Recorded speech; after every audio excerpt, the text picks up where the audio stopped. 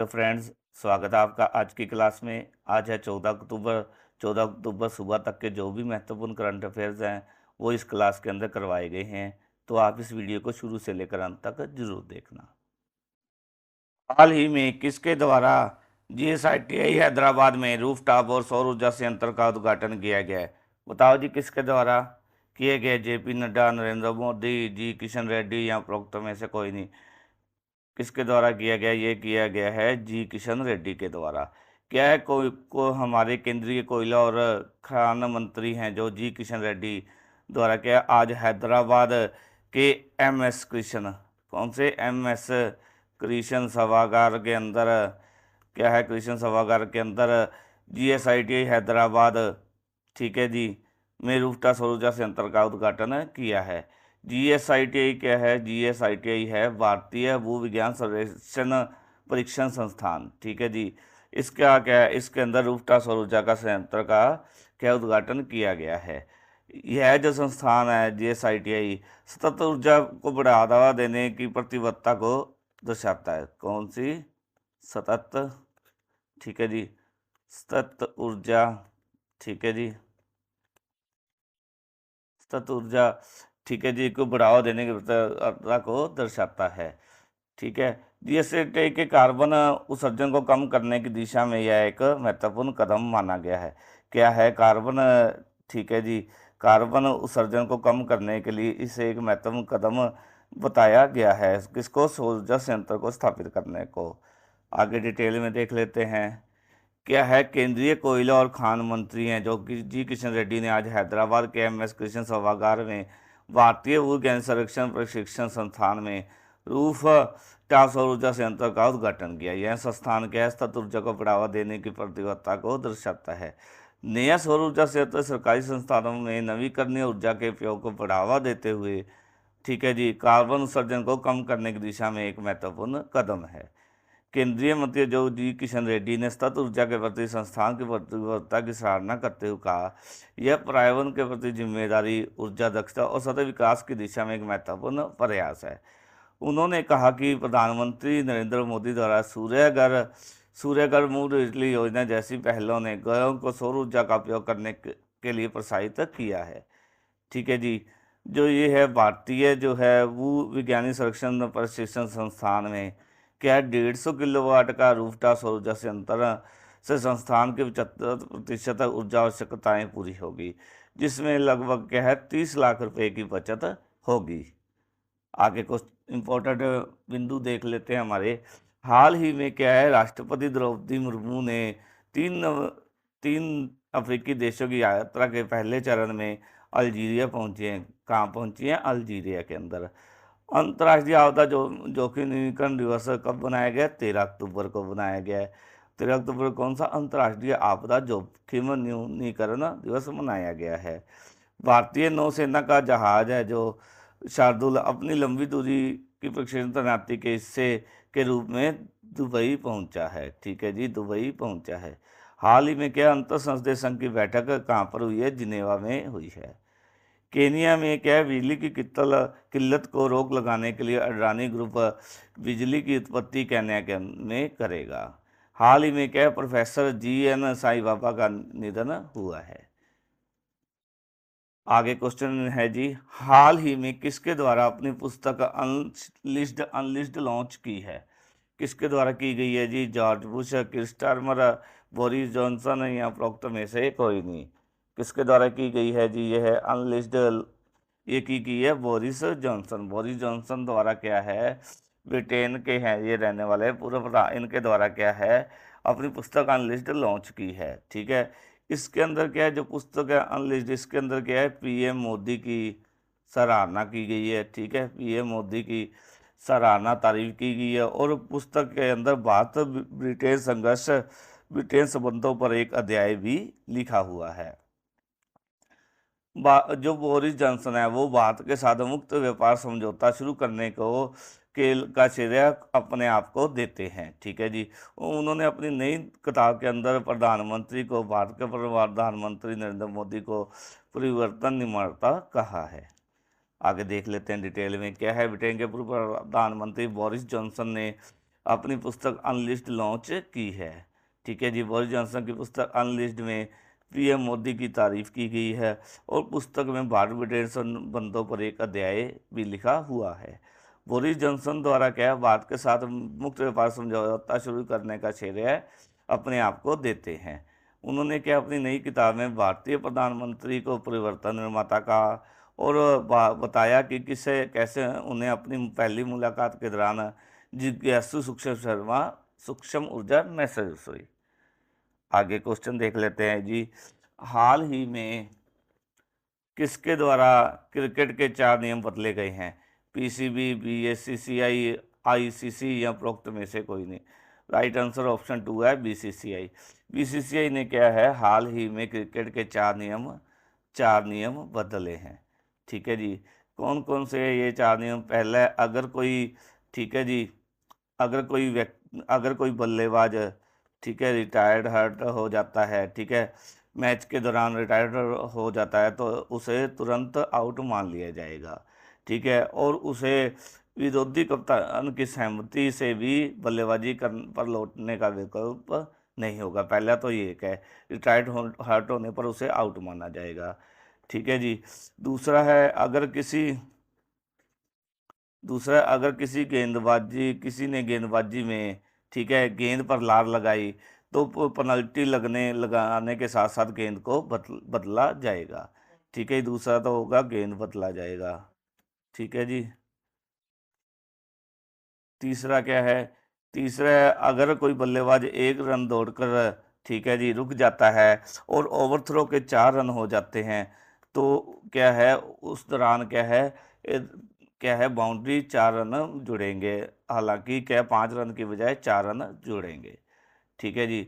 चौथा क्या है, सी के नायडू प्रतियोगिता के अंदर क्या है, पॉइंट बंटवारे को लेकर अब नियम में बदलाव किए गए हैं। इसके लिए क्या है, 2 परिस्थितियां बनाई गई हैं। आगे क्या है, बीसीसीआई द्वारा हाल ही में क्रिकेट के 4 नियम बदले गए हैं। नए नियम के तहत क्या है, भारतीय क्रिकेट कंट्रोल बोर्ड का कहना है कि अगर कोई बल्लेबाज बिना चोट के किसी कारण रिटायर्ड हर्ट हो जाता है तो तुरंत उसे आउट मान लिया जाएगा और विरोधी कप्तान की सहमति से भी उसे बल्लेबाजी पर लौटने का विकल्प नहीं होगा। अगर गेंदबाजी में किसी टीम ने गेंद पर लाल लगाई तो पेनल्टी लगाने के साथ साथ गेंद को तुरंत बदला जाएगा। ठीक है, बल्लेबाज 1 रन दौड़ने के बाद रुक जाता है और ओवरथ्रो के बाद दोबारा एक दूसरे को क्रॉस करने से पहले बाउंड्री हो जाती है तो स्कोर में सिर्फ बाउंड्री यानी 4 रन जुड़ेंगे। सी के नाइट्री प्रतियोगिता में पॉइंट बंटवारे को लेकर नियमों में बदलाव किए गए हैं। इसके लिए 2 परिस्थितियां बनाई गई हैं। आगे इम्पोर्टेंट बिंदु देख लेते हैं। हाल ही में क्या ईरान देश की न्यूक्लियर फैसिलिटी पर बहुत बड़ा साइबर अटैक हुआ है? किसके ऊपर? ईरान देश की न्यूक्लियर फैसिलिटी पर। ठीक है जी। फ्रांस के राष्ट्रपति ने लेबनान में तत्काल युद्ध विराम का आह्वान किया है। विद्यारंभ उत्सव केरल में मनाया गया है। लाई बुलाई समारोह कहाँ पर आयोजित किया गया है? तेलंगाना में। विद्यारंभ उत्सव कहाँ पर? केरल में। और अलाई बुलाई समारोह कहाँ पर? तेलंगाना में। ठीक है जी। हाल ही में क्या है, अगला क्वेश्चन है जी, हाल ही में पीएम गति शक्ति अनुभूति केंद्र का आयोजन कहाँ पर किया गया है? बताओ जी, पीएम गति शक्ति अनुभूति केंद्र का आयोजन कहाँ किया गया है? ये किया गया है दिल्ली के अंदर। कहाँ कहाँ पर किया गया है? भारत मंडपम में। ठीक है जी, में आयोजित किया गया है। इसके अंदर क्या है, गति शक्ति, ठीक है जी, पीएम गति शक्ति के लॉन्च की 30वीं वर्षगांठ पर भारत मंडपम में मौजूद पीएम गति शक्ति अनुभूति केंद्र का औचक निरीक्षण प्रधानमंत्री नरेंद्र मोदी द्वारा किया गया। ठीक है जी। उन्होंने क्या है, सभी सेक्टरों में इसे अपनाने की सराहना की है और विकसित भारत के दृष्टिकोण को पूरा करने में तेजी मिल रही है, यह कहा गया है। डिटेल में देख लेते हैं जी। हाल ही में क्या है, दिल्ली के भारत मंडपम में पीएम गति शक्ति अनुभूति केंद्र आयोजित है। मोदी ने पीएम गति शक्ति के लॉन्च की 30वीं वर्षगांठ पर भारत मंडपम में मौजूद पीएम गति शक्ति अनुभूति केंद्र का औचक निरीक्षण किया। अनुभूति केंद्र पीएम गति की शक्ति की प्रमुख विशेषताओं, उपलब्धियों और मील के पत्थर प्रदर्शित करता है। पीएम मोदी ने क्या है, पीएम गति शक्ति की वजह से देश भर में परियोजनाओं की योजना और कार्यान्वयन में हुई प्रगति को सराहना की है। उन्होंने सभी सेक्टरों से इसे अपनाने की सराहना की, जिससे क्या विकसित भारत के दृष्टिकोण को पूरा करने में तेजी मिल रही है। आगे क्वेश्चन है जी, हाल ही में भारतीय सेना ने अपना पहला ओवरहाल्ड टैंक पेश किया है, इसका क्या नाम है? ठीक है जी, क्या नाम है इसका जी? T90 विषम इसका नाम है। ठीक है जी, उत्तर है second, question answer second option हमारा राइट आंसर है। किसका? भारतीय सेना ने अपना पहला ओवरऑल टैंक T90 विषम क्या है पेश किया है। ठीक है जी, ये जो है T90 विषम टैंक है, ठीक है जी, ओवरऑल टैंक है, ये कितने मीटर लंबा है? 9.6 मीटर, और चौड़ाई इसकी कितनी है? 2.8 मीटर है। ठीक है जी, लंबाई इसकी क्या है? 9.6 मीटर, ठीक है, और चौड़ाई है 2.8 मीटर। ठीक है जी, इसका वजन की बात करें तो वजन कितना है? 47 टन। ठीक है, इसका वजन है 47 टन। टैंक के ऊपर लगी एंटी एयरक्राफ्ट गन 2 किलोमीटर की रेंज में लक्ष्य को मार गिराने की क्षमता रखती है। डिटेल में है जी इसका। T90 विषम 9.6 मीटर लंबा और 2.8 मीटर चौड़ा है। इसका वजन कितना है? 47 टन है। कितना? 47 टन है। टैंक के ऊपर लगी एंटी एयरक्राफ्ट गन 2 किलोमीटर की रेंज में लक्ष्य को मार गिराने की क्षमता रखती है। यह अपनी मारक क्षमता, गति और सुरक्षा के लिए जाना जाता है। T90 विषम दुश्मन को दूर चटाने में भी सक्षम है। ठीक है जी, आगे क्वेश्चन है जी, हाल ही में किस भारतीय तेज गेंदबाज को तेलंगाना सरकार द्वारा डीएसपी नियुक्त किया गया है? जसप्रीत बुमराह, मोहम्मद सिराज, मोहम्मद शमी, उपरोक्त में से कोई नहीं। राइट आंसर है मोहम्मद सिराज। मोहम्मद सिराज को क्या है, भारतीय टीम के तेज गेंदबाज है मोहम्मद सिराज को क्या है, तेलंगाना सरकार द्वारा डीएसपी नियुक्त किया गया है, पुलिस अधीक्षक नियुक्त किया गया है। ठीक है, यह क्या है केवल मोहम्मद सिराज ही नहीं है जिनको डीएसपी नियुक्त किया गया। इससे पहले क्या है, हरभजन सिंह, ठीक है जी, हरभजन सिंह, अमित शर्मा, जोगिंदर शर्मा, सॉरी, जोगिंदर शर्मा, ठीक है जी, हरभजन सिंह, जोगिंदर शर्मा, और महिला टीम की हरमनप्रीत कौर, ठीक है जी, 20 टीम में शामिल हैं। ठीक है जी, सिराज ने क्या है, भारत टीम को T20 विश्व कप के अंदर अहम भूमिका निभाई थी वर्ल्ड कप जिताने में। इसी कारण क्या है, उन्हें क्या है डीएसपी का तो नियुक्त किया गया है तेलंगाना सरकार के द्वारा। ठीक है जी, हाल ही में कुछ समय पहले क्या है, तेलंगाना कैबिनेट ने मोहम्मद सिराज को 600 वर्ग गज जमीन क्या घर बनाने के लिए देने का फैसला भी किया गया था। आगे है जी डिटेल में इसका। भारतीय क्रिकेट टीम के होनहार तेज गेंदबाज मोहम्मद सिराज को तेलंगाना पुलिस में डीएसपी नियुक्त किया गया है। सिराज भारतीय पुलिस में डीएसपी बनने वाले पहले क्रिकेटर नहीं। इनसे पहले क्या है, दिग्गज स्पिनर हरभजन सिंह, ठीक है, T20 वर्ल्ड कप 2027 के विजेता को जो जीत के हीरो रहे जोगिंदर शर्मा, और महिला टीम की कप्तान हरमनप्रीत को भी इस लिस्ट में शामिल है। सिराज ने क्या, भारत को T20 विश्व कप दिलाने में अहम भूमिका निभाई थी, जिस कारण इससे क्या है डीएसपी की नौकरी से उन्हें मोटी सैलरी भी मिलेगी। सिराज को क्या है, तेलंगाना कैबिनेट ने कुछ महीने पहले हैदराबाद में घर बनाने के लिए 600 वर्ग गज जमीन देने का भी फैसला किया गया था। आगे महत्वपूर्ण बिंदु देख लेते हैं। हिंदुस्तान एरोनॉटिक्स लिमिटेड को सरकार ने 14वें महारत्न कंपनी के रूप में मंजूरी दी है। उत्तर कोरिया ने दक्षिण कोरिया के साथ सभी सड़क और रेल संपर्क काट दिए हैं।